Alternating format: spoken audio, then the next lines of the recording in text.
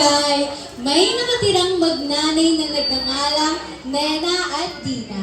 Si Nena ang kanyang ina na kilalang kilala bilang isa sa pinakamagaling magluto sa kanilang lugar, lalong-lalo na sa larangan ng lutong ulam.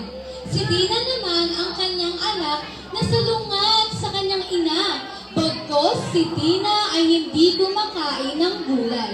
Miski pati prutas, ayaw na ayaw niya. Kaya isang araw, niyaya ni Nena si Dina na kumain ng tanghalian. Dina, nasan ka na ba? Kumain na tayo. Ay, anong ulam natin? Eh di gulay, Dina. Ay, kulay na naman. Araw-araw na lang. Naku, Dina, bagay na bagay sa'yo yung pangalan mong Dina kasi ayaw na ayaw mo kumain ng gulay. Paano ka magkakanutrisyon? Dapat pagbalik ko dito, ubos na yung pagkain mo, ha?